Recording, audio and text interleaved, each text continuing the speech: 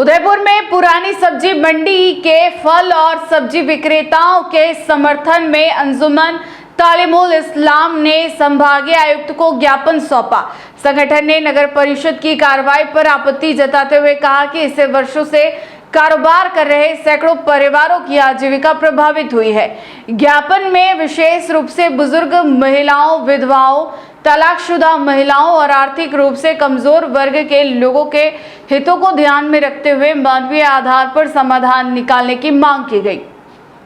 उदयपुर के मुखर्जी चौक पर पुरानी सब्जी मंडी को हटाए जाने के मुद्दे पर विरोध लगातार जारी है। इसी क्रम में बुधवार को अंजुमन तालीमुल इस्लाम के प्रतिनिधि मंडल ने विभागीय आयुक्त को ज्ञापन सौंपकर मामले में तत्काल मानवीय हस्तक्षेप की मांग की।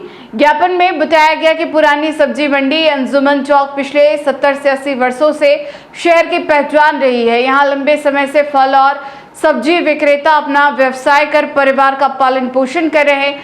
संगठन का कहना है कि इन विक्रेताओं में बड़ी संख्या बुजुर्ग महिलाओं, विधवाओं, तलाकशुदा महिलाओं और आर्थिक रूप से कमजोर वर्ग के लोगों की है, जिनकी आजीविका पूरी तरह इसी कारोबार पर निर्भर है। अंजुमन तालीमुल इस्लाम ने आरोप लगाया कि हाल ही में बिना उचित प्रक्रिया अपनाए की गई कार्रवाई से इन परिवारों को भारी आर्थिक नुकसान हुआ है।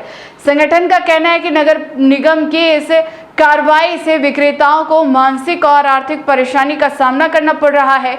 इसके बावजूद सभी विक्रेताओं ने कानून व्यवस्था बनाए रखते हुए शांतिपूर्ण तरीके से अपनी बात प्रशासन तक पहुंचाने का रास्ता चुना है। ज्ञापन में यह भी उल्लेख किया गया कि संगठन ने पूर्व में भी इस संबंध में प्रशासन को पत्र भेजकर समाधान की मांग की थी। अब एक बार फिर संभागीय आयुक्त से आग्रह किया गया कि मामले की संवेदनशीलता को देखते हुए विक्रेताओं के हितों की रक्षा की जाए और उन्हें सम्मानपूर्वक आजीविका चलाने का अवसर उपलब्ध कराया जाए। आपको बता दें कि हाल ही में नगर निगम ने मुखर्जी चौक क्षेत्र से अतिक्रमण हटाओ अभियान के दौरान पुरानी सब्जी मंडी को वहां से हटवाया था। इसके बाद से इस कार्रवाई को लेकर प्रभावित विक्रेताओं और विभिन्न संगठनों की ओर से लगातार विरोध और पुनर्विचार की मांग की जा रही है। इनकी समस्या का समाधान नहीं हुआ। दूसरा वो कह रहा ऊपर जगह है वहाँ बैठ जाओ, तो ऊपर बैठने में क्या तकलीफ है और नीचे अगर यहीं रहते हैं तो क्या दिक्कत है? मैं ये कहना चाहता हूँ कि सभ्य समाज की जो सबसे पहली पहचान है वो समाज और अधिकारी और हमारे सब जो नेतृत्व है वो संविधान और कानून का पालन करें। इस मामले में जो पथ विक्रेता अधिनियम बना हुआ 2014 का, इसमें बिल्कुल पालना नहीं की। सबसे पहली बात तो ये जरूरत क्या है इसकी, भाई आप कह रहे हो कि वाहन पार्किंग बनाएंगे, अब रोड के बीच में वाहन पार्किंग, मतलब ये तो हमारे यहाँ कहावत है ना, वो मकान फाड़ के वो मतलब चौतरा बनाना। यहाँ पे कब्रिस्तान और शमशान बना रही है। जो लोग 40-50 लोग पीढ़ियों से रोजगार में लगे हैं, उनको ये कहा जा रहा है कि आप जाके अंदर व्यापार करिए। भाई कानून है, कानून की प्रक्रिया है। पहले जो कानून जो है स्ट्रीट वेंडर एक्ट का, कहते सड़क पे कैसे काम करें। अरे भाई उस कानून ने अधिकार दिया सड़क पे बैठकर काम करने का, इनको व्यवसाय करने का। तो पहली बात तो आपका ये सवाल ही गलत, सड़क पे अवैध है, अतिक्रमण है। अरे अवैध और अतिक्रमण तो आप कर रहे हैं, आपके जो अधिकार है उससे विपरीत जाके, उससे आगे जाके आप अतिक्रमण कर रहे हैं। आपका अधिकार ये था ही नहीं कि आप उनको बेदखल करें, लेकिन उसके बावजूद ये कर रहे हैं। चलो ठीक है, आपने करा, गलत करा। और ये एक स्पष्ट बात है इस पथ विक्रेता अधिनियम में कि भाई किसी भी स्ट्रीट वेंडर को आप बिना टाउन वेंडिंग कमेटी की सिफारिश के आप उसको बेदखल या शिफ्टिंग नहीं कर सकते। इस मामले में ये उदयपुर के अधिकतर जो मामले होते हैं उसमें किसी में भी टाउन वेंडिंग कमेटी में कोई चर्चा नहीं होती, कोई निर्णय नहीं होती। इनकी मन मर्जी आई, उसको अतिक्रमण माना, अवैध कब्जा माना, उसको उखाड़ के फेंक दिया। तो बिल्कुल ये जो एक तरह से कानून और संविधान की अवहेलना है, और सबसे बड़ा जो रोजगार का जो उनका अधिकार है आम आदमी का, उस पर भी एक तरह से ये चोट है। 2 तारीख से आज 8 तारीख हो गई है, रोज़ कमाने खाने वाले लोग हैं, इसमें इनको बिल्कुल भी शर्म नहीं आती। मैं तो यही कहूँगा। इसलिए हम लोगों ने ये मांग करी है, कलेक्टर से भी मिले, हम लोग डिविजनल कमिश्नर उनसे भी मिले हैं। ये इसमें कोई वो ऐसा नहीं होना चाहिए भी प्रशासन पीछे खिसक गया कि आपने उनको वहाँ से हटा दिया और वापस बैठ गया तो इसमें तो हमारी हार हो गई। हार जीत नहीं है, आप लोक सेवक हैं, आप जनता के नौकर हैं, आप मालिक मत बनिए, हमारा ये कहना। और आप कानून की पालना कीजिए। सबसे ज़्यादा कानून की धज्जियाँ जो उड़ाते हैं वो हमारे अधिकारी और कर्मचारी उड़ाते हैं। अगर उनमें थोड़ा बहुत भी अगर वो संवेदनशीलता और थोड़ा बहुत भी कानून के प्रति उनका सम्मान है तो उसको पढ़िए, या फिर हमें बताइए हम गलत हैं तो भाई ऐसा नहीं हम कर सकते हैं।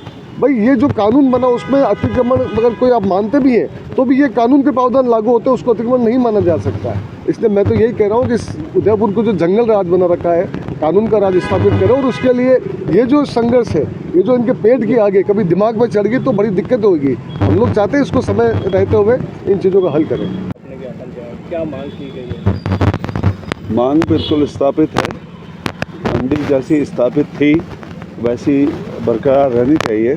ये एक फोर्सफुल एक्शन था नगर निगम का, जिससे सारी व्यवस्था ख़राब की गई और पार्किंग को प्रोजेक्ट किया गया। पार्किंग किस वजह से प्रोजेक्टेड है और पार्किंग कैसे चालू कर दी गई है, ये बहुत सीरियस इशू है।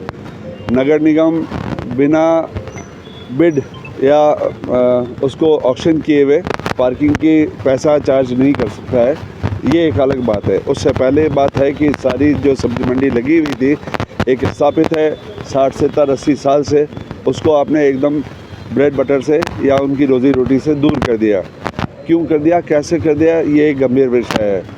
गंभीर विषय में बहुत पॉलिटिक्स इन्वॉल्व है। मैं पॉलिटिक्स के ऊपर कोई कमेंट नहीं करना चाहता, मैं किसी धर्म विशेष के ऊपर किसी भी तरह की कोई आक्षेप नहीं लगाना चाहता, जो भी इन्वॉल्व हैं। लेकिन जहाँ तक बात है हमारे अपने सब्जी मार्केट की, बरसों से अंदर के सब्जी मार्केट के तौर पे पूरे उदयपुर के सारे ही धर्म के लोग बाग यहाँ सब्जी खरीदते रहे हैं। स्थापित था, औरतों को पहले लाइसेंस नहीं दिए गए, इसका एक बहाना इन्होंने पहले से ढूंढ रखा था, लाइसेंस नहीं देंगे और किसी रोज़ उखाड़ फेंकेंगे।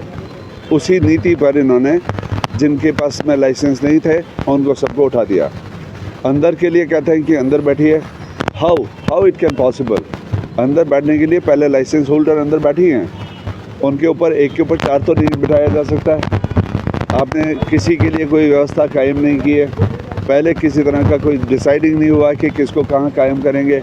आपने रोज़ी रोटी छीन ली, उसके बाद में क्या हुआ, ना उनके लिए लाइसेंस है, ना उनके लिए बैठने की जगह है, ना कोई किसी तरह का बिज़नेस अभी 2 तारीख के बाद में अभी तक कर पाए। सवेरे से शाम तक मेहनत कर औरतें जो अपने परिवार को चलाती हैं, उनका रोज़ी रोटी आपने छीन लिया। ये व्यवहारिक नहीं बल्कि एक मॉरल नहीं, ब्रूटिलिटी है। ये एक बहुत बड़ा संवेदनशील विषय है कि इस ब्रूटिलिटी के तौर पे आपने हद से ज़्यादा पुलिस लगा के औरतों को धकेल दिया। उसी का हमने बात मान नहीं रही है, इतना हो गया, निगम तो अपनी बात पड़ी हुई है, फिर उसके बाद में स्टेप क्या रहने वाला आपका? निगम अपनी बात पड़ी हुई है, प्रशासन पे जोर है पॉलिटिक्स का, निगम पर जोर है पॉलिटिक्स का। सभी तरफ बात नहीं मानने के तौर पे हमने सब अपनी जितना कुछ संवेदनशीलता के साथ में पेशेंस रखते हुए, बहुत पेशेंस रखते हुए, इसके अलावा अगर इसके जगह और कोई समाज संगठन होता तो यहाँ अभी क़यामत बर्पा हुई होती। हम कितना सब्र सुकून के साथ में पेशेंस रखे हुए हैं। क़यामत बर्पा होने का मतलब कितना उस बात को उछाला जाता है, कितने नारे लगे होते हैं। अभी आपके सामने औरतें ज़बान हलक में उतार के खड़ी हुई हैं।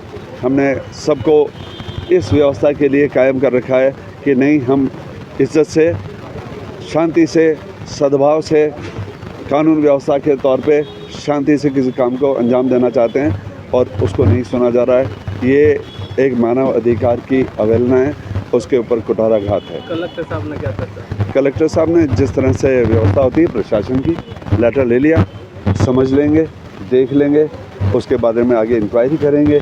किसी तरह का कोई बात होगी तो उसका जवाबदेही होगी।